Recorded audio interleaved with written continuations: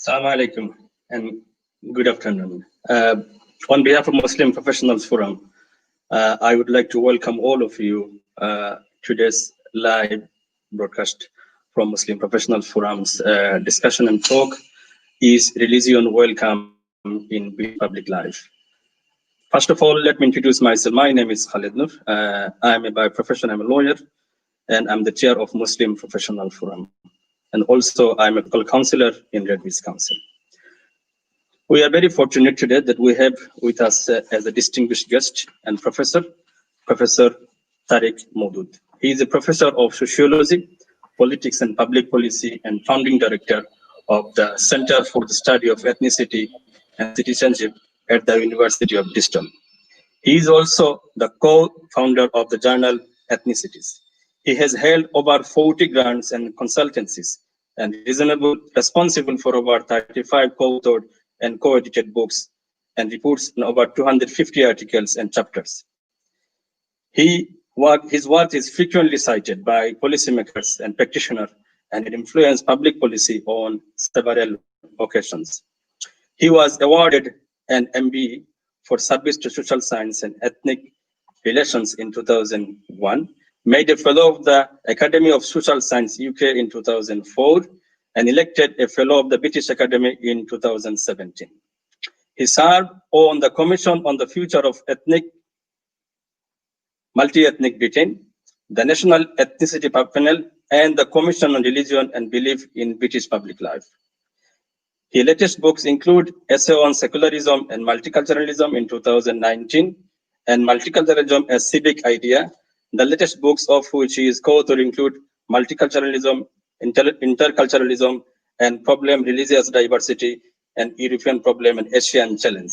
And this is the books, and let me just introduce and welcome Professor TARIQ to our discussion today. We are very fortunate to have you today, and then hopefully that we have a wonderful discussions. And before I go to our panel, that I just want to assure you that I have some copy of your his book with me. One of them, another one is also this one, Multicultural Politics, and also I have another one is Muslims in Britain.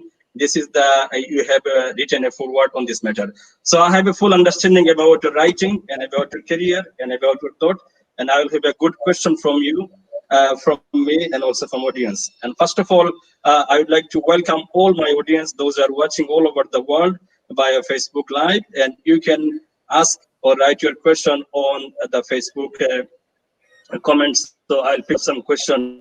First of all, Professor will present a talk about 25 minutes to half an hour, and then we'll have a question and answer session until 5:30. So Professor, over to you now. Thank you.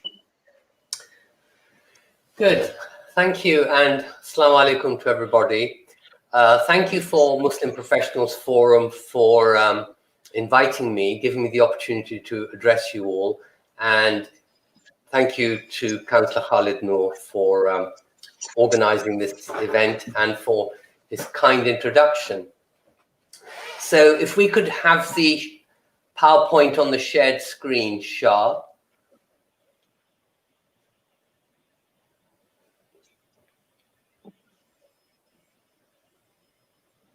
So we're just waiting for the PowerPoint that goes with my talk.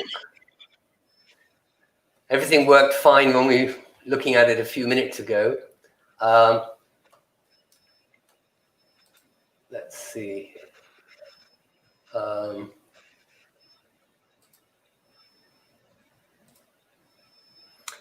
Can you see the PowerPoint, Councillor Noor? Yes, I can see. I can see. I think so. Our audience also can see now. Thank you. Okay, then let's start. Sorry. So that's my center at the University of Bristol. So this is the title of today's talk: Is Religion Welcome in British Public Life? So I'll begin by distinguishing between different modes of political secularism in Western countries. I ought to say this is just about public life and political arrangement.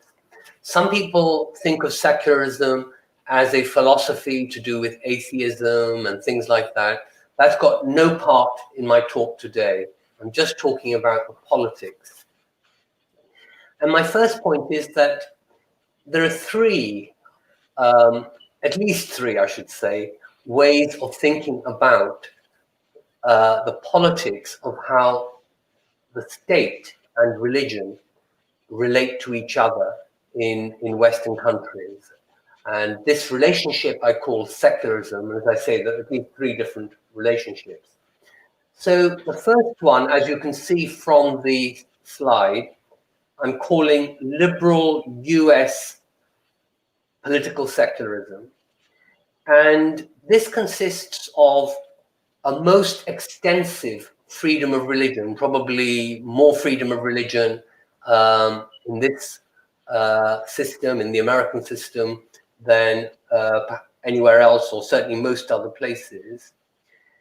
And religion is in many ways encouraged and allowed to flourish, but with a very important restriction.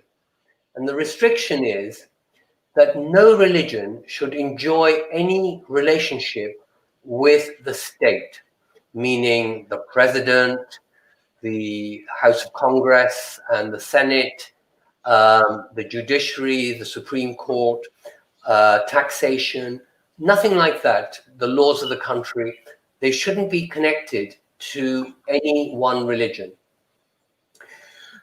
And on the other hand, as we all know, religion can be quite prominent, as it is in American political life at the moment.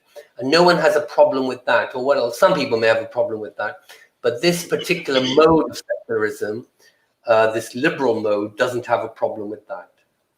The second mode, as you can see from the slide, I'm calling Republican French laïcité. So laïcité is the French word for their own system, and we, normally translate that as secularism, though that's not a perfect translation, so I'm using their own term.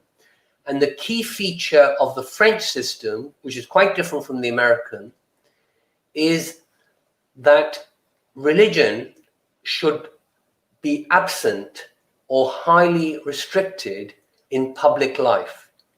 So in the American system, religion can be present in public life and is very present in public life, in political life, political parties and so on, but it mustn't be connected to the state. The laïcité goes much further and says not only must religion not be connected to the state, but it shouldn't be present from public life. And so if the American system is sometimes described as the one that most highly values freedom of religion, people sometimes describe the French version as representing freedom from religion. Till very recently, Western political theorists really thought that these were the two forms of secularism that existed in the West. That every place was either an approximation to one or the other of these systems, or it wasn't secular at all. I've kind of responded to that by saying, well, let's not just begin with political principles and abstract models. Let's actually look at what exists. If you like, let's start from the bottom up. And I say that what actually exists in countries like Britain, but not only Britain, mainly in Western Europe, except for France, is what I call moderate secularism. And so let me explain what I mean by that. I think if we said to someone in the street, in a conversation or something, what do we mean by saying that Britain has secular institutions, that Britain is a secular state? A lot of people would give the answer that I have at the top of this slide as A. Namely, they'd say something like, well, religion is a private matter, and the state and public institutions may act to confine it, to keep it private, because that's the proper place of religion. But then if the conversation continues and you point out, well, the Queen, our head of state, is also the supreme governor of the Church of England, which thereby becomes part of the state, enjoys some very close relationship to the state, historically has done so. For example, that the bishops of the Church of England, the senior bishops, 26 of them sit in our parliament, in the House of Lords. We have extensive state funding of faith schools, which of course majority are Anglican and Catholic, and that most people will then say something like, ah, yes, okay, then what I mean by saying that Britain is a secular country is what I have got down as B. So they'll say that religion has something to contribute to the public good. Yes, you know, we can see why it's part of our public life, but should do so within liberal, democratic, constitutionalist, or institutional norms and framework. So yes, religion can be part of public life. It has some to contribute to the public good, but it must be within a liberal, democratic framework. And so this is really what I now want to characterize, give you some details, further details about moderate secularism. This is what I understand by moderate secularism, that I think most people would recognize as what we have in this country, but also in Belgium, the Netherlands, Germany, Nordic countries, and so on, namely what I've called B. So I'm going to very quickly, because time's short, just very quickly, give you some features of this idea of moderate secularism. I'm going to give you 6 features. So the first one is religious freedom, which is absolutely central to it. And, you know, it has some similarity, of course, to the American understanding of religious freedom, but not exactly the same. And you'll see some differences as I go along. Secondly, the idea of what I call mutual autonomy. Now, what I mean by mutual autonomy is how religion is organized and how the state is organized. Because religious freedom can be to do with individual conscience, but of course, religion is a very organized part of social life. And so mutual autonomy says that organized religion, like say the Anglican Church or Christian churches, or including Jewish and Muslim religious communities, they should have relative freedom to run their own affairs. That's what we mean by autonomy. They should be able to run their own affairs as they see fit, without the state telling them what to do. But it's a mutual autonomy, means it's two-way, that in turn, religious organizations shouldn't tell the state what to do, like what laws to pass, what policies to act on, and so on. That's what I mean by mutual autonomy, that each is relatively independent of the other, the state and organized religion. But this is not total exclusion, and nor is it one-sided control, meaning that the state should do all the controlling or religion should do all the controlling. So mutual autonomy is, if you like, somewhere in the middle. It's not that there should be no connection, what we sometimes call the separation of church and state, which is, you know, the American way, part of the American Constitution, nor is it one-sided control, which is more like the French way, because the state draws the boundaries and enforces them quite strictly. So that's what I mean by mutual autonomy. Thirdly, the idea that religion is a public good and not just a private good.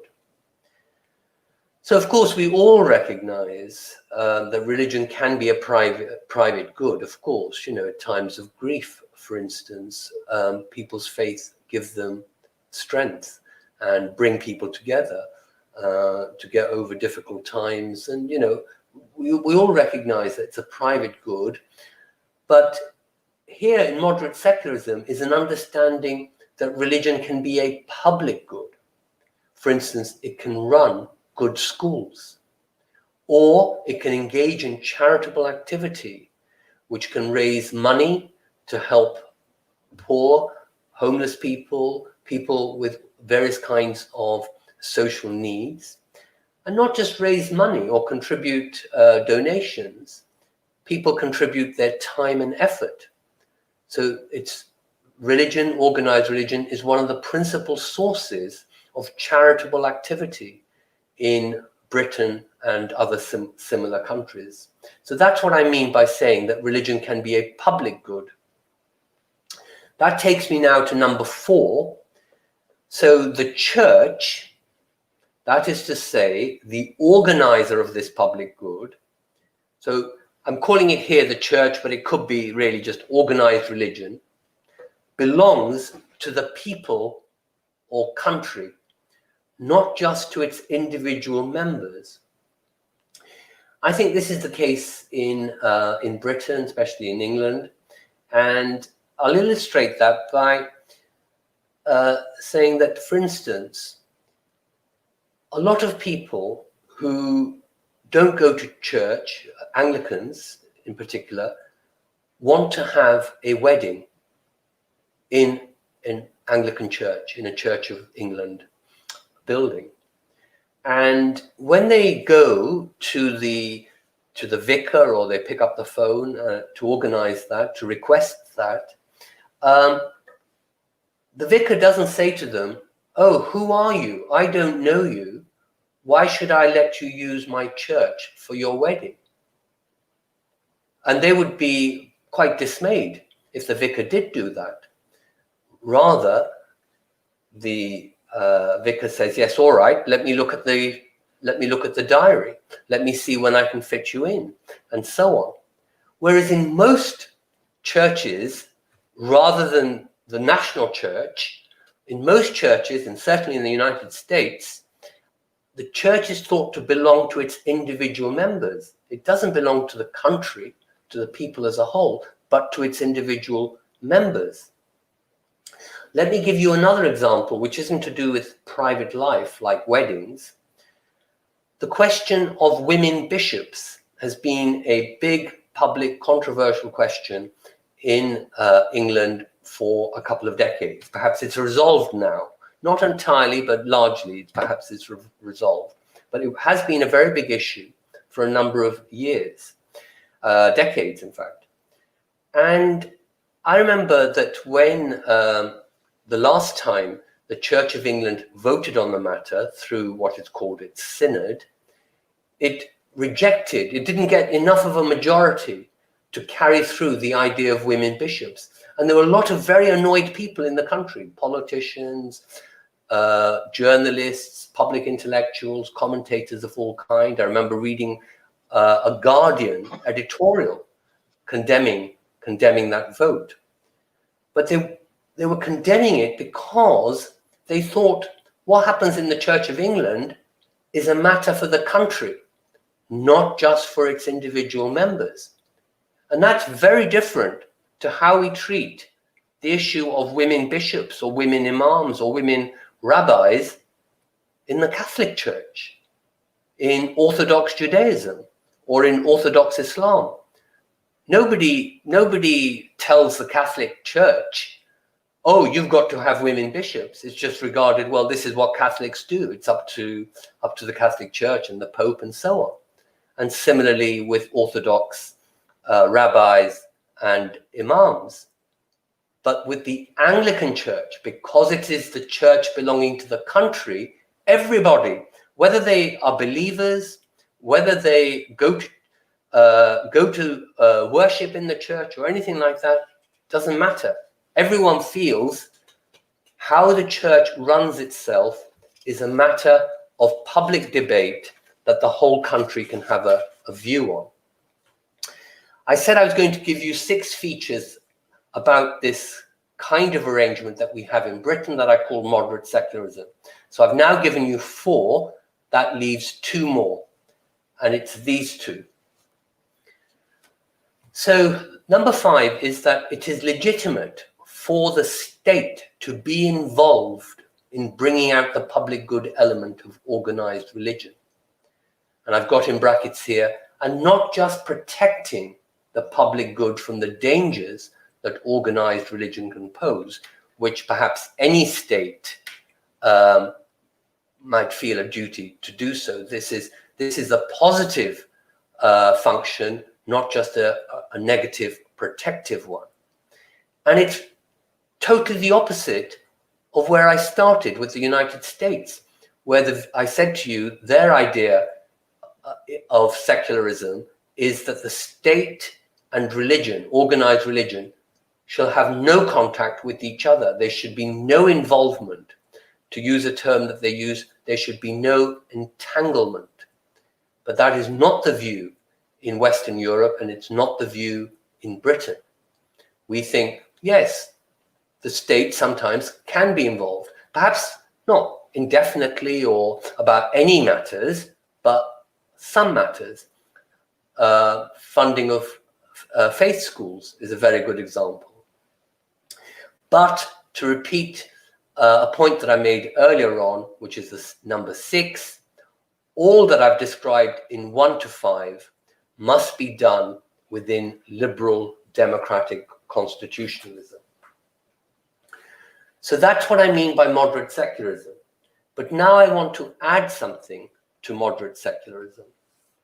I want to say that when we talk about religion, including organized religion, we're not just talking about beliefs. We're not just talking about religious beliefs. Because religion can be a very important identity to people. I think as Muslims, we certainly know that. We see it with the Jewish community very strongly, that people have a very strong sense of being Jewish, even when they don't go to the synagogue or practice, observe the rituals of their faith, and so on. And this is a little bit like, and in fact, it overlaps with our sense of being members of an ethnic group like Jewish or Bangladeshi or Pakistani or maybe Arab or whatever. We can have a sense of belonging to a group which isn't just about, oh, I believe these things. So even Muslims who are not very religious may still have a very strong sense of being Muslims, of being members of Muslim families, of Muslim communities, of Muslim political organizations, entangled with being a Muslim in a number of different ways. And this sense that we can have of identity as Jewish or Muslim or Hindu or Sikh and so on comes from ourselves, but it can also come from other people. Other people can point to us and say, oh, look at them, they are Muslims. And not just point to us, they can give us negative stereotypes about Muslims being backward or prone to violence, or that they should be profiled because they're all potential terrorists. They should be put under suspicion by the security services and so on. And that's what I mean by racialization in the middle of that slide, that groups like Muslims and Jews, even though they're religious community groups, become racialized. They're treated just in the same way as biological groups based on color, like black or brown or Chinese and so on, become the target of racial stereotypes and so on. And if we take these two senses of identities together, identities from the inside out, from our community outwards, and the stereotypes and identities that are imposed upon us by other people, like giving us negative racialized features, if we take them together, I talk about groups like British Muslims and British Jews and Hindus and so on as being an ethno-religious group. The second point on that slide is about practice or public performance. So religion is not just about belief, because some people, perhaps many people, believe that in order to live by their faith, they have to do certain things, like they have to wear certain clothes, or they must not wear some other kinds of clothes, like very revealing skirts and dresses and so on. And of course, diet, what they can eat and drink, kosher food, not drinking alcohol, halal food, and so on. These can be regarded as very important, as we know, by members of Muslim and Jewish communities and so on. So it's not just about belief, it's about practice and public performance.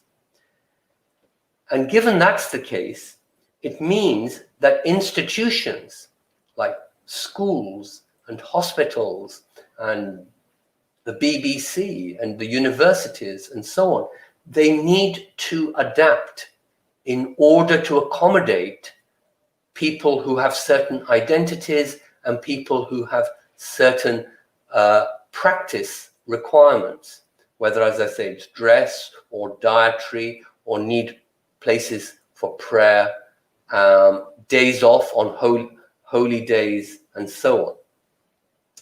So this is not just about allowing people to wear certain clothes and so on, or to eat halal food, but mainstreaming it. The institutions like hospitals and universities and so on, providing what is required.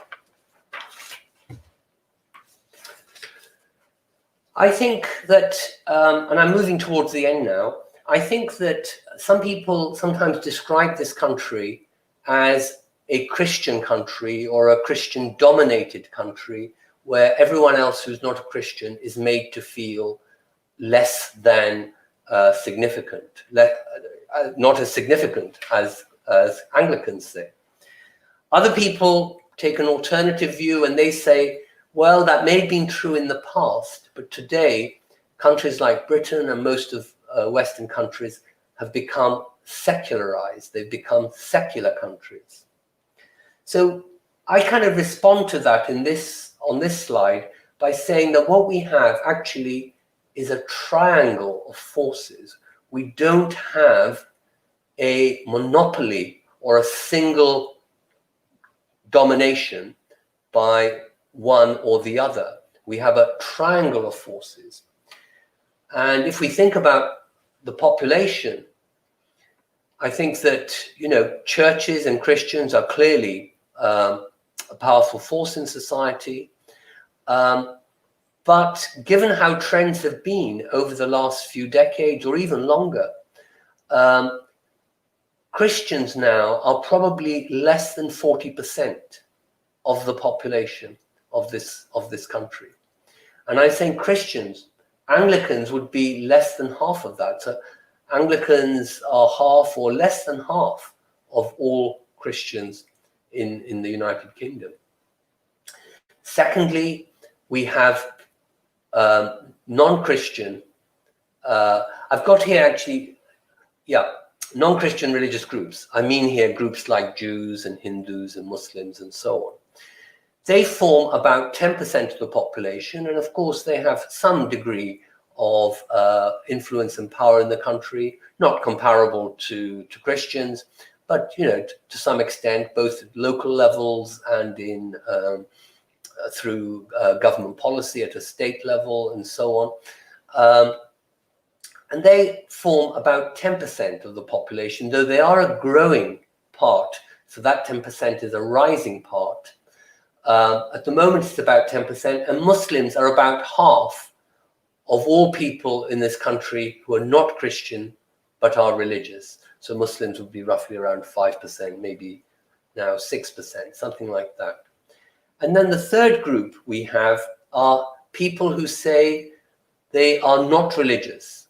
They might have been brought up in a religion, but now as adults, they don't think of themselves as belonging to any religious group or community or church or whatever. And this has been a rising figure across the decades, just as the number of Christians has declined, the number of non-religious people have risen. And the two are obviously very closely connected, because most of the people who are non-religious people are people who either were brought up as Christians or their parents were brought up as Christians. So that is a very straightforward connection between the two.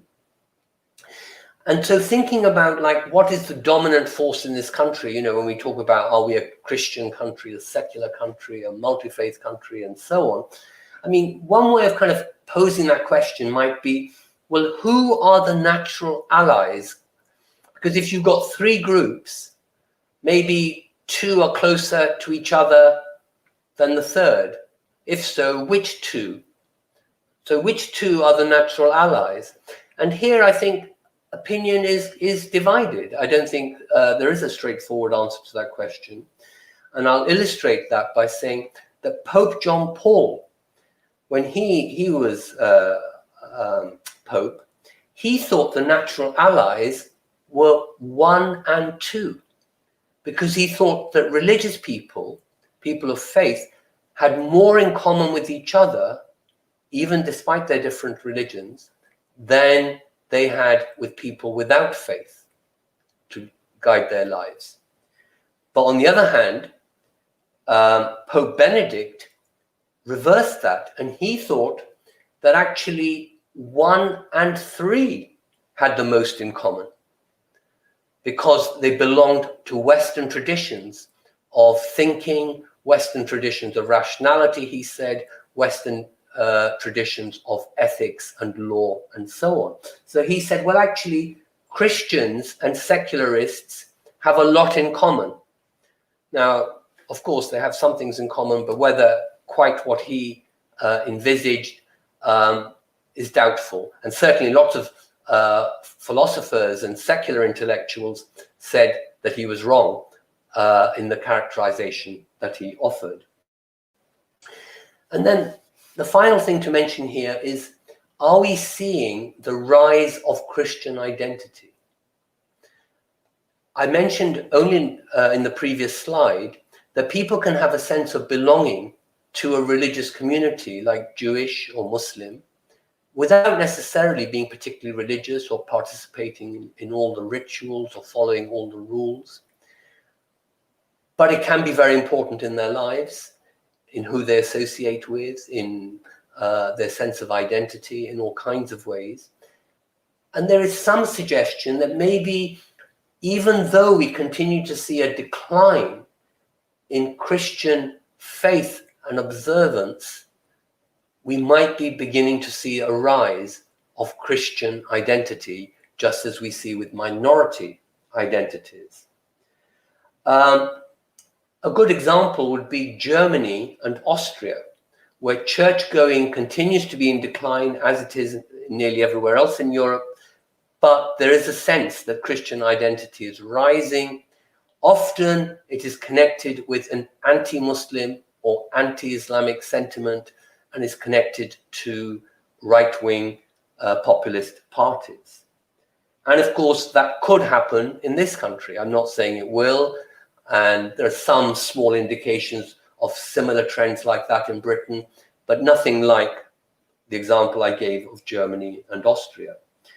But it's not the only direction we might go in terms of identity, because we have an alternative in the Netherlands, where one of the best-known right-wing political leaders, Geert Wilders, who in one election got a very substantial vote, though it has declined since then, he is very anti-Muslim and anti-Islam. He wants to ban the Quran. He wants to ban Muslim immigration, but not because he says the Netherlands is a Christian country, but because he says it's a liberal, secular country. And the problem with Muslims, he says, is they're not sufficiently liberal or sufficiently secular in the way that Dutch people, indigenous Dutch people are, or historic Dutch people are. So I mention that as an example of how we might think about the kind of political changes and political alliances that may take place across this landscape. I turn now to my last slide, and then I will conclude and be very open to questions and discussion. And this is presenting you with some survey data from the British Social Attitudes Survey, where certain questions were asked across 3 of these years that I've put at the top: 1998, 2008, 2018, so that we can see what the trend is. And its attitudes towards religious role in public life. What should the religious role be? And is it something to be welcomed, or are we as a society nervous of it, perhaps wanting to forbid it? So people were asked, one question people were asked were, this is the top one: religions bring more conflict than peace. And the figures that I give are those who answered the question saying they strongly agreed about conflict, or they agreed more conflict than peace. And as you can see, the figures are high: 75% in 1998, 74% in 2008. And yet somehow the most recent figure sees a very significant drop to 63%. I must say I was surprised to see this figure. It's not what I would have expected, given, you know, how society has been, how, as it were, religious matters, especially to do with Muslims and Islam, have become more controversial. And of course we have international, you know, terrorism, often Islamicist inspired terrorism and so on. So I was very surprised to see that figure, but nevertheless, maybe people are changing their mind about religion, its relation to conflict, or maybe there's something anomalous about that figure. If we turn to the next question, religious organizations have too much power or too little power? And the percentages refer to those people who said it has too much power or far too much power. And here you can see it's a minority view, but it is a rising view. Across 1998 to 2018, it has risen from 25 to 35%. And so that's, in some sense, an indication that the country is becoming perhaps less comfortable with the role of religious organizations as they're developing currently in British society. But it is a minority view, only 35%, even at its highest in 2018. And the final thing that I'm bringing out from this survey is people were asked, religious leaders should not try to influence how people vote in elections. And if we look at those people who said they strongly agreed with that, or they agreed with that, we see the figures are actually very constant across the decades. That over 70% and perhaps up to 76% now are very keen that whatever good religion might do in society, and they don't necessarily believe that religious organizations have too much power, but one of the things that they think that religious organizations and religious leaders should not use their power to do is to try to influence how people vote in elections. So I hope that gives you some idea of what I think the answer to the question is about, is religion, you know, organized religion or personal religion, welcome in British public life. And I'm very happy to hear your questions and to try and answer them if I can, or comments, don't have to be questions. Very happy to have discussion on this point. Thank you very much. Well, Professor, thank you very much for your wonderful presentation, and it was thought-provoking, and especially the last part of your presentation, it was fascinating. My understanding is, as far as I understand, also follow your commentary in the media and also your book you have written. I have some written question in front of me. Yeah, I'm not before going to. Before you continue, could I just ask Shah if he could take the active screen off so I can see you and I can see what people type in the chat column. At the moment, I'm just seeing my PowerPoint. Professor, you will not see. You will not see. You will see us, you and me, and we are on the screen, and the back end is controlling from somewhere in technical team. So you will not see. Forgive me for these things. I just going to state to a few the question. Remember, I just show a few of the books you have written, and very eloquently you just campaigning for this debate.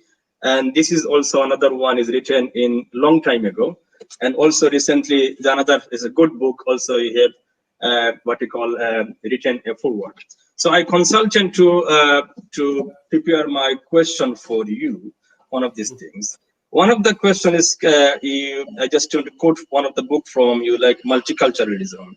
It is a liberal bias. He quoted one of the sociologist theories that is Kamleka's theories, and he stated that you quote him: "State unavoidably promotes certain cultural identities and thereby disadvantage others." And then you make a comment that all cultures contain elements that are no more necessary than religion, and some cultures are centered around religion. Moreover, the idea that a multicultural religion state is impossible is a misunderstanding. In this liberal context, sorry, in secularist context in this country, how do you justify, and what is the reason that is saying that is impossible is a misunderstanding? Yeah, so Will Kimlicker is a very fine political philosopher, leading political philosopher of multiculturalism, and he extends multiculturalism to all kinds of groups, categories of immigrants and citizens, but to possibly sub-national groups, like in his country, Canada, he would refer to Quebec, but we might talk about Scotland and Wales and so on, and indigenous people, native Canadians and so on. But he is very restrictive about what he's willing to extend to religious groups.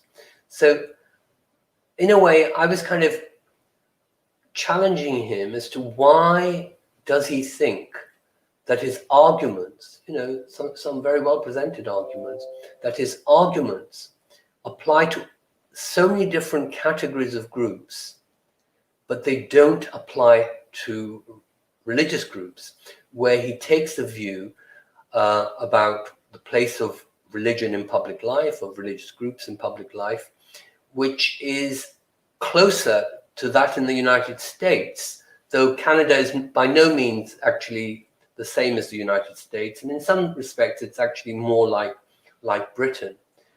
And I wanted to say that the fact that he holds that view may be just a symptom of his liberal bias, that he, or a secular bias, that he thinks there's something about religion that should be kept private and not public, when he doesn't think that about ethnicity, about minority linguistic groups, about, you know, native Canadians, and for that matter, issues around gender and sexuality and so on. So yeah, that's what I was trying to bring out, that his idea of multiculturalism was restrictive in that sense. Did I understand your question? Have I answered it? I think so. You understood the question, but I'm just going to state with a different question because we have a less time. Let's the quote the another. I'm just trying to, because this is very relevant. I'm just quoting from your book, and it's contributing our discussion. And you, in your the book on multiculturalism, and you just difference multi and equality, and you quote somewhere, and the most important cultural racism today, at least in Western Europe, is anti-Muslim racism, sometimes called Islamophobia. A multicultural approach recognizes the plurality of racism and the distinctive needs and vulnerability of different groups, is therefore what is needed to tackle racial and religious discrimination. What we just presented before, do you think that religious groups should have autonomy to run their own affairs and not to fear anyway that the state is interfering unless until it is seriously violating other rights and also of becoming a threat for peace or national security? Yeah. So I said to you that I think in this country we have a situation of mutual autonomy between organized religion and the state. And I think that's a good thing. And I think that as we develop from a historic Christian legacy to a more multi-faith, multicultural society, we should keep that mutual autonomy, or we should build on it, extend it to minorities. So yes, in that sense, I think religious groups like Muslims should be able to run their own affairs, but within limits, because I did say that this was not an absolute exclusion, meaning an absolute separation of church and state, or religion and state. So I think I would illustrate what I mean by, if the state was to fund a Muslim school or a Jewish school or a Christian school or whatever, I mean, that leads the state to have a certain public responsibility to check on the quality of the education and whether the national curriculum is being followed and so on. Or to take another example, I think that we have individual rights as well as issues around groups being able to run their own affairs and so on. And so I think that individual rights are important and they should be enforced. So you said that groups should be able to run their own affairs when they're not, say, a threat to security and things like that. Well, of course, yes, that's one provision, one qualification, but also individual rights, people's rights should be respected and so on. And if we take something like, for instance, Sharia councils, so I think that we should be able to have Sharia councils working within the UK legal system. You know, when I say working within, I mean playing a supplementary role to the laws passed by Parliament and enforced by courts. But the Sharia Council has to work within that legal framework, so it can follow its interpretation of Muslim practice of Sharia, but it must be consistent with the laws of this country, including the rights of individuals, the rights of married women, for instance, and the rights of children and the welfare of children. So that's how I would put it, that yes, to a large extent, religious organizations should be able to run their own affairs, a membership of which should be voluntary, so there should be ways in which people can leave if they want to, but they shouldn't be forced to leave either. But the important thing is that their individual rights should be respected, and the laws of the country should also be enforced. But of course, the laws of the country can also be changed and should be changed at times where they run counter to properly accommodating certain faiths, for instance, or other groups of people. So, yeah, that would be my answer. Yeah, thank you, Professor. I'm just going back to another question, relevant question. Before I move back to this other questions, you made a comment about the House of Lords composition and the representative from the Church of England. I understand there is a report probably about 15, 20 years ago about how the other religions could be accommodated. Do you have any further update regarding this report? Is there any progress on this matter? Because I've seen this summer there is a report still is available online. If you can quickly just 1 minute, please, so I can go next question. Yeah, so that was the Wakeham report. Yes. There's been no progress whatsoever. It was presented when New Labour was in power, and I think they said, we will think about this, but then they didn't do anything. They had other plans for the House of Lords, which would actually lead to the reduction of the number of people who weren't elected. And they began a small change, and then, as we all know, nothing more happened since. So, and the Conservatives, when they came into power in coalition, and now they've said they've got no plans for the House of Lords, and they don't think it's a priority. So basically, the answer to your question is very little has happened, and it's not clear how much support there is within the political parties in the House of Commons for the recommendations that the Wakeham report made. Thank you, Professor. I just said that I have a relevant question about the ethnicity and religions. And in your writings, you extensively and passionately argued about in favor of multicultural politics and importance of ethnic diversity. And do you think ethnicities and multicultural politics is necessary means for minority communities struggle against structural racism? Yeah, I think so. Understand my question.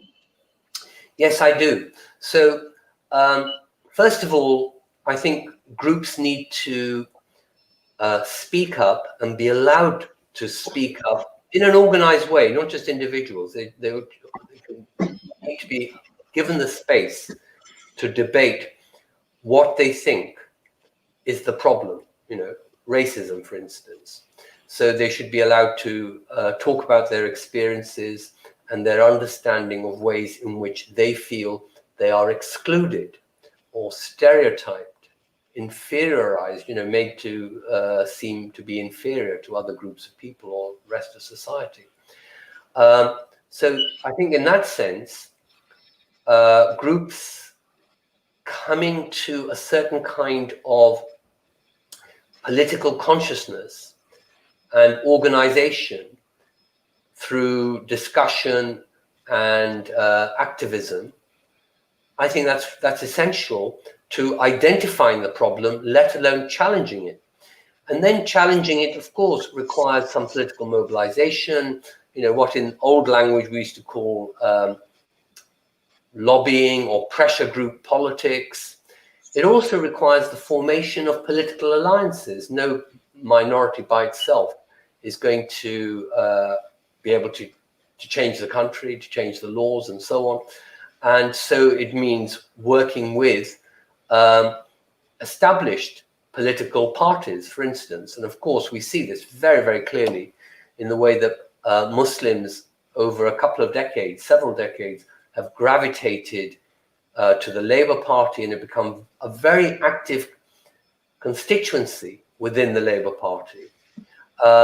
So I think we need organized kind of ethno-religious politics and allowing people to be proud of their background, but at the same time, they need to connect with the larger political forces like, political parties or bigger causes and bigger movements. You can't just have a minority that will be able to achieve change by itself.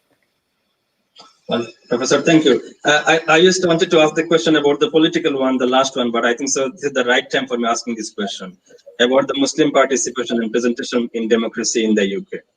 And obviously, you mentioned about the Muslim communities in here that in 2018, about 400 Muslim councillors elected. Right?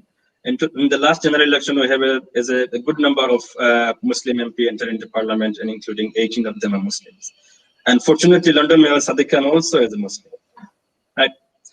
So, how would you describe this development and obviously in terms of the Muslim engagement and what you're talking about the religion, whether religious beliefs and identity is welcome in British public life?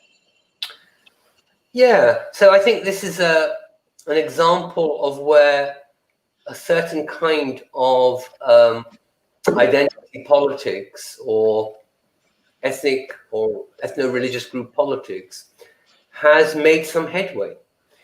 But it's made some headway not by standing apart, by standing outside existing political organizations, processes, and institutions, but just the opposite, trying to participate in, get elected to office holding. And as you say, so many Muslims, you said, I think about 400 councillors have been elected in 2018, 18 Muslim members of parliament in the current House of Commons, and so on, and the other figures that you gave. So I think that is actually something of a success story. And often people don't mention it as a success story. People continue sometimes to emphasize that it's not enough. And it's not enough for a number of reasons. One is in terms of people getting the representation in proportion to their size of the population. So Muslims are still, by that measure, underrepresented, but also in terms of positions. You know, it's one thing to have 400 councillors, but the question is, well, what positions do they hold in their councils? And I think we have had some progress to high office, and just now you mentioned Sadiq Khan as Mayor of London, and we do have some very successful high-ranking politicians in the Labour Party, and now actually also in the Conservative Party, and in the recent government. I mean, we had, you know, Chancellor of the Exchequer was a Pakistani Muslim, though of course he resigned in the political controversy we all know about. So you could see the matter as the glass is half full, meaning, oh, it's not such a good thing, we need to do a lot more. Or you could say, as I'm inclined to, that's good that the glass is filling and the glass is half full, and that gives us some confidence that we can actually make progress on this issue in the way that we've set about doing things. So on the whole, I think it's a very positive development, and I feel encouraged by it. Well, Professor, thank you for expressing your views on this matter. In terms of proportionality, you just mentioned, and obviously we know that Muslim communities presents about now 5.6% of Muslims overall population in the UK. According to 2018 and 19 census data published by National Office of Statistics. What do you think specifically the political parties should do? Because obviously majority of the councillors from the Labour parties, in terms of if you compare to Conservative parties, Lib Dem and other parties, what do you think the political parties should do to encourage the BME Muslim communities to engage in politics? And in terms of position, what do you expect from political leaders, and include also our Muslim leaders, to lobbying on this regard, that there should be proper proportionate representation, not only just only council, but in the position as well? Yeah. So I think that all parties have made some effort, but the Labour Party clearly has been the most successful in this respect. And that's not just because it's made more effort, but actually, if you like, Muslims and other minorities have made more efforts to join the Labour Party and to be active within the Labour Party and so on. So in that sense, it's a two-way thing. It's not just, you need to push on a door, but if some people from the inside are opening the door, yes, that makes life easier. I think the Conservatives have a much bigger problem in attracting ethnic minorities, Muslims and others, to their ranks, to join them. I mean, let alone simply just voting for them, to join them. But on the other hand, it is interesting, we see now in the current government as well as in Theresa May's government and so on, that quite a lot of ethnic minority individuals, especially now we're seeing from people of Pakistani and Indian origins, holding quite high office in the Conservative Party and its government and so on. But I think the bigger issue for the Conservative Party is that they are very slow and reluctant to tackle racism and specifically Islamophobia. There is a lot of Islamophobia in the Conservative Party, according to their own reports, according to material that we can find from them. And that may only be the tip of the iceberg. That may be just what's visible, and most of the rest is invisible. The organization Hope Not Hate, just a few days ago, published an extensive and systematic report on Islamophobia in the Conservative Party and how the Conservative Party has failed over a long period of time, failed to deal with Islamophobia in its ranks, something that Baroness Saeeda Warsi is a big champion of and has spoken so many times loudly about it and so on. And yet the movement has been very slow. So even where some individuals can get into high office, nevertheless, the tackling of certain kinds of racisms and Islamophobia, well, it's not tackled because it's not actually admitted to be a large-scale problem. They say, oh, it's a few individuals, but actually it's not. And this report by Hope Not Hate brings this out very well.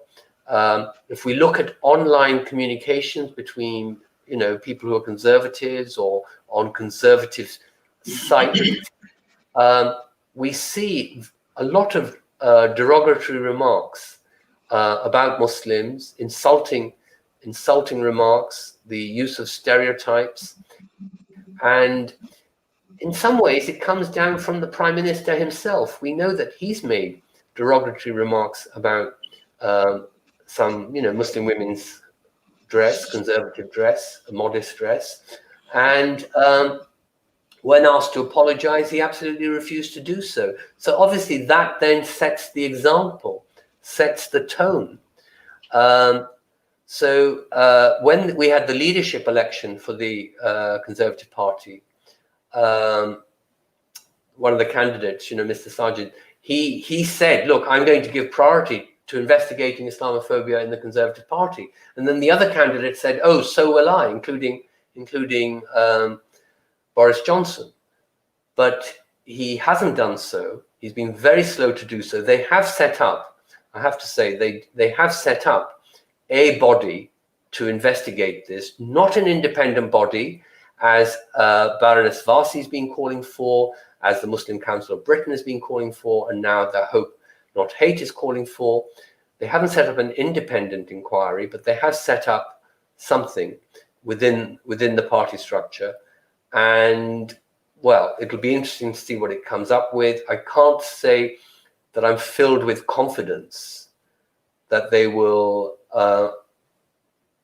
get the full measure of the problem. They may continue to do what they've been doing, which is to understate the problem as just being a problem to do with a number of individuals, rather than a systematic cultural problem for the Conservative Party.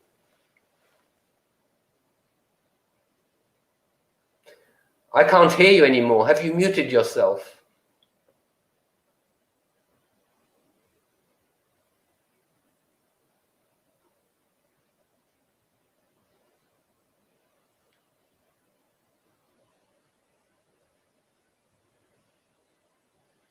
Yes, you are mute. That is quite clear. You must have touched something or... Okay. Can you hear me now? Yeah. Okay. I'm sorry about that. You've gone mute again. Is it okay? Yes. Can you hear me? Okay, sorry about that. I just wanted to focus on different issue now, but obviously I'll try to touch on Islamophobia in this question and discussion. I remember about in 2006, the then Prime Minister of Labour Party, Gordon Brown, in his speech at the Fabian Society in January 2016, and he raised the issue about the Britishness. And I quote, and probably I just little bit, allow me 1 minute to quote him, and then also another issue I'll quote to ask the question to you. He says something like this: we live in a very multicultural society, perhaps the most multicultural society in Europe. What actually brings us together? Well, interestingly, the things that bring us together is our civic identity, which is Britishness. And obviously, you know that recently in 2018, in December, the all-party parliamentary group on British Muslims, and obviously you also give the evidence in this inquiry as well in 2018, come up with a definition of Islamophobia. This says that Islamophobia is rooted in racism and is a type of racism that targets expression of Muslimness and perceived Muslimness. Obviously, Conservative Party and current government not really accept this definition. The Labour Party and other organizations, local council accept this definition. So in this current context, how will define the Britishness and what is Muslimness? Right, okay. So in some ways you brought together a couple of things that, well, okay, they can be brought together, but they're not the same thing. So, yeah, so Gordon Brown, I welcomed Gordon Brown talking about British national identity to the extent that he did, which is really more than most politicians. Tony Blair started it to some extent. Gordon Brown certainly took it further and made several major speeches about it. I don't agree that Britishness can only be understood in terms of civic identity. So civic here means to do with our politics, our political system, laws, as it were, the constitution, even though it's not codified. And if you like, the political norms and values that are the context in which these institutions exist, have grown up and are criticized and change and so on. So I think that any country is more than its political system. For a start, we speak a particular language. Now, it doesn't have to be always one. I mean, you know, plenty of countries have more than one national language, but there are things called national languages. And we certainly know in Britain how central English is to what it is to be British today, in the past, and no doubt in the future. And for instance, the significance that people give to Shakespeare is not just about making sure people can speak English so that when they apply for a job, you know, they have the right level of ability to speak in English. Well, actually, Shakespeare won't necessarily help you with that. Shakespeare's English is quite different from the English we speak today, and certainly that would be required in a job interview or you know, in a workplace. We study Shakespeare because we think that his work is important to what it has been to form this country's culture and history and identity. So I think that's true of also to history more generally, you know, for instance, in school, as taught in school. I've been talking about the Anglican Church as part of people's sense of what this country is and what it should be or shouldn't be. So I don't think it's just to do with civic identity. So Gordon Brown was right to start getting us to talk about Britishness, though I was disappointed with him for a number of reasons. One is that I felt that he didn't sufficiently emphasize the multicultural character of Britain, even though he mentioned it in the quote that you gave. I also thought that he only talked Britishness to England. He didn't speak much about Britishness to Scotland, and perhaps Wales. I'm not sure about the Wales part, but he only seemed to address England when he talked about what it was to be British and so on. So your question, how should that link to Islamophobia and Muslimness? Well, I think that this is quite a high ideal, so it's not something one achieves just straight away. But I think the highest ideal that I espouse of citizens and citizenship is where they can have a sense of belonging to each other, to the body of citizens and to their political community, which itself, of course, is part of a country and has its history, but also has a future to which they are committed to bringing about for the best, including removing things from our society that are problems, that are holding people back, including holding people back from having a sense of belonging to the country, to fellow citizens, and so on. And sometimes this is connected to the idea of the common good. So I think Islamophobia, like all the other racisms, is a problem for this ideal of citizenship. It stands in the way of achieving the sense of belonging that I think is the highest achievement of citizens and citizenship. And I would like to have a Britishness that we can discuss and continue to discuss and make and remake, where being Muslim is not a problem. It's not something negative, that one can be a Christian or an agnostic or a Jewish person or a Muslim, and they're all ways of being British. So I want to emphasize both the sense of national belonging, but also that people should be able to take pride in their ethnic and religious and other identities that are important to them, that don't have to be erased, that don't have to be, as it were, denied in order to have a sense of national belonging. So they then have to become part of the national belonging. And so that's the kind of Britishness that I want, and what I understand by multicultural Britishness, that our different identities are within the larger identity of being British. It's not something that we have to give up one or the other, that we have to give up the aspiration to be British, or we have to give up the aspiration to cultivate and defend our Muslim identity, or other identities. Well, Professor, thank you. I have a few questions come to online as well, so I'm just to answer a few of the questions and ask you to touch on these things. The last point you raised about the Muslim and targeted Muslim community by media as well is sometimes mentioned in the presentation.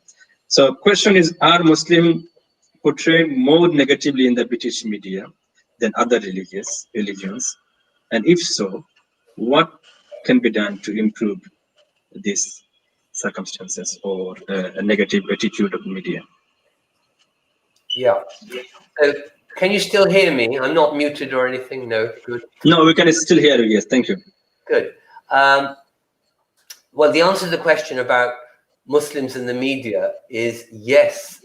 I think it is absolutely clear from so many studies, if not just from, observing the media, consuming the media, that Muslims are treated much worse than any minority, any other British group of people. And this has been true for quite a long time. It is partly connected to, when we say 9/11 and terrorism and so on, but it's much bigger than that. It's not just connected to that. But it is the case that when there is a a terrorist incident of that kind, negative portrayal of Muslims, and including not just in the media, but in public places, including, you know, harassment and physical attacks, they rise. So there quite clearly is a connection. And I think this, I mean, it gets a lot of Muslims very down. The relentless negative portrayal, the pressure to conform to certain narrow ideas about what it is to be British, or the stereotyping of ordinary Muslims. What can be done about it?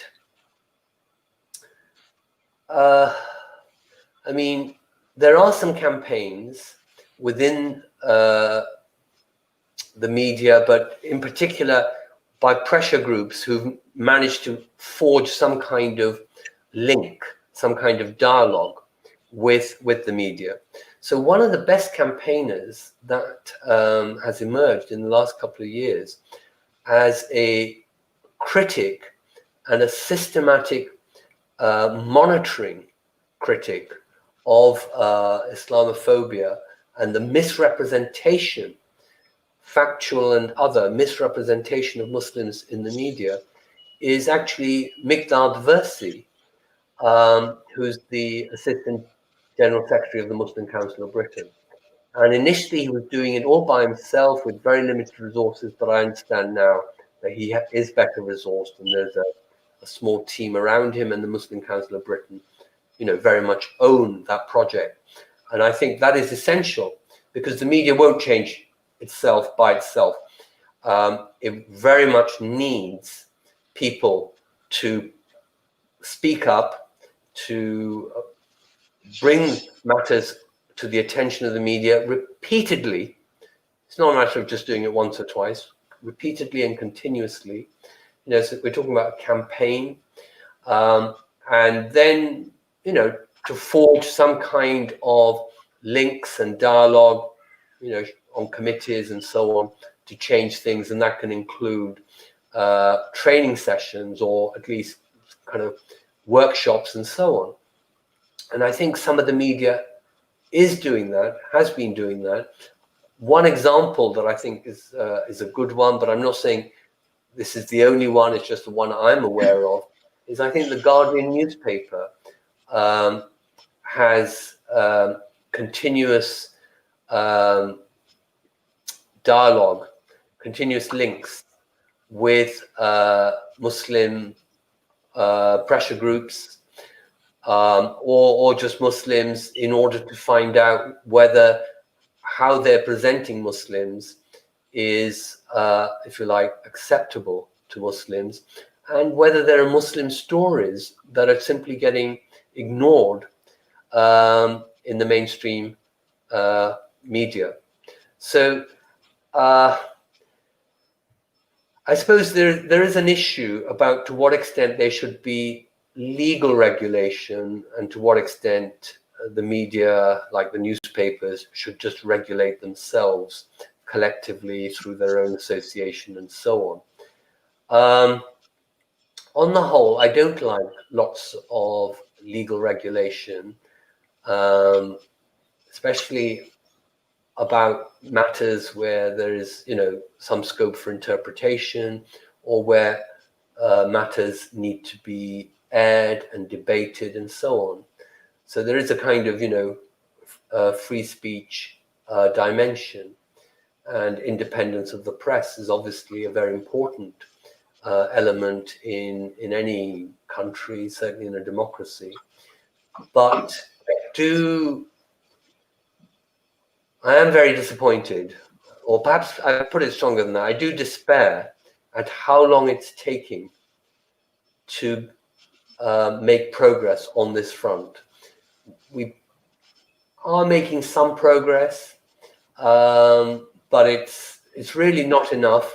And also because, as I mentioned earlier, that the correlation of rise in Islamophobia, what we would call spikes in harassment, attacks, but also, in the media, Islamophobia in the media, related to incidents of terrorism and so on, shows that this is an ongoing battle, that, you kind of establish some understanding at a particular moment, but in a moment of crisis and insecurity and panic, it's all lost.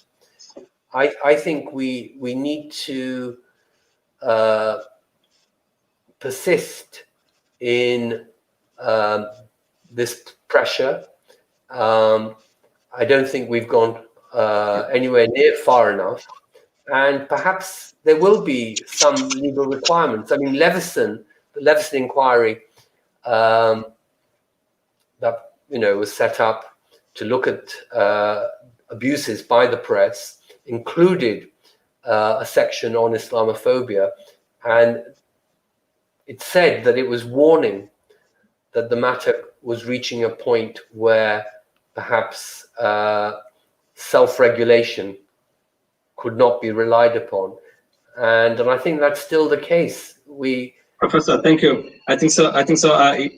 You spent lots of time on this question, but I'm just sorry because time is now. We have about 7 minutes to conclude. And thank you for your details answer of this question, last question. I have two small questions to you before I conclude and ask your conclusive remark. One question is, we just at the moment is just the Black History Month, and there's a movement about Black Lives Matter.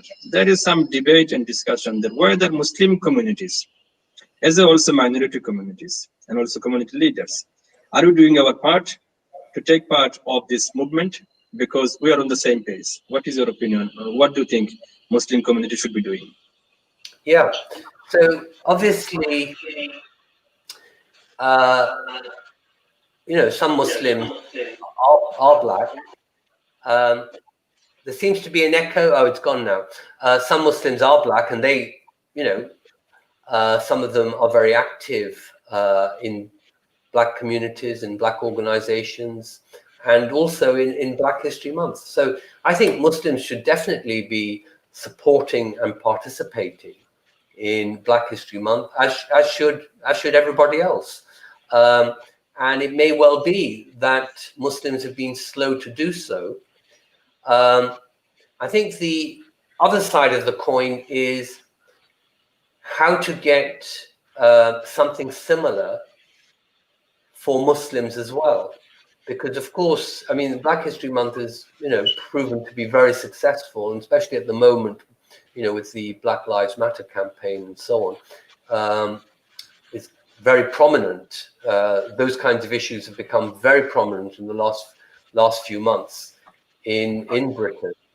And I think that really it's not just about Black history or the Black communities. I think minority communities also need to be part of British history, by which I mean, taught, recognized as part of British history, and debated in public places, including, documentaries and the BBC and things like that, but also in the school curricula.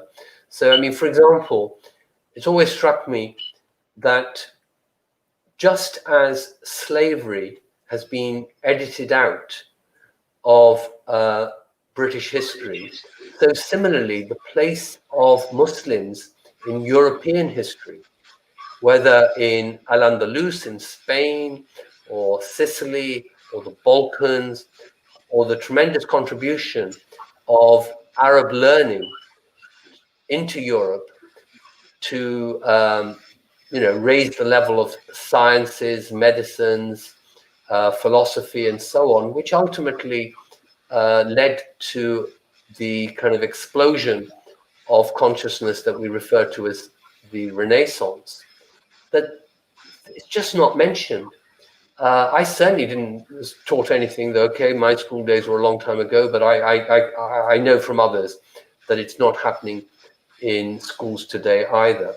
So I think both that Muslims should be participating in holding events about Black history during Black History Month or other times, but also that Muslims should say, here we have a very good model of how to raise consciousness about a group's that has been edited out of British history and how to get it back in. And I think Muslims can learn from that. Professor, thank you very much. I had the last question, probably is a very small part. We have only 2-3 minutes left before we can conclude. And the question is about that, about the Muslim community's presence in the UK. Obviously, since 1951, when it was about 23,000 Muslims presence in the UK, and 1971, it was about 400,000. Now, in recent report, as I mentioned, 2018 and 19, which were released in December, show that there are about more than 3 million Muslims now, and about over a third of Muslim population is under age of 16. What is your advice to this growing young Muslim communities in the UK? Yeah, so I think I used earlier the expression about some people see that the glass is half full and some people say the glass is half empty. So I'm kind of, an optimist, and that I always notice that the glass is half full and can get fuller, and it's fuller than it was, say, a few years ago. Or so I would encourage them to think that progress can be made. In some ways, we have gone backward over certain things. Certainly, the degree of hostility to Muslims is greater now than it may have been, let's say 20 or 25 years ago. But on the other hand, I think you can't ever address a problem without identifying it and without the people for whom the problem is most important coming into the public space and creating a voice for themselves and being given a voice. And I think that has been happening to Muslims, that they have mobilized to present their case, to pressure institutions. I've been talking about the Labour Party, the Conservative Party, the media, and so on. So I would say to the younger generation that there is a momentum of challenging Islamophobia and the exclusion of Muslims from British life. They should join that momentum with some confidence that progress can be made, and that they should aspire to be British and to have this sense of belonging to the country that I said was the kind of ideal endpoint of citizenship.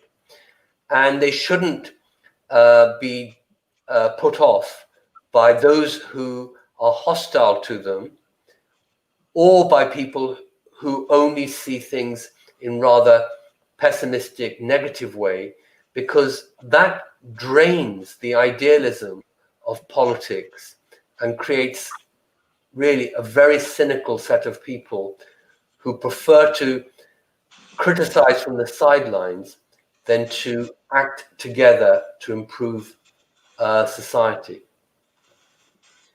Thank you, Professor, for your long session. I'm really sorry because I just kept asking the question, but it was fascinating that you answered all this question. It's very important for us, and hopefully our viewers also learn a lot from you. But finally, before you leave, can I have your final thought in 1 minute before we can end the session? Thank you. So we've covered a lot of different things. And in some ways, we've moved quite a long way away from the presentation I gave.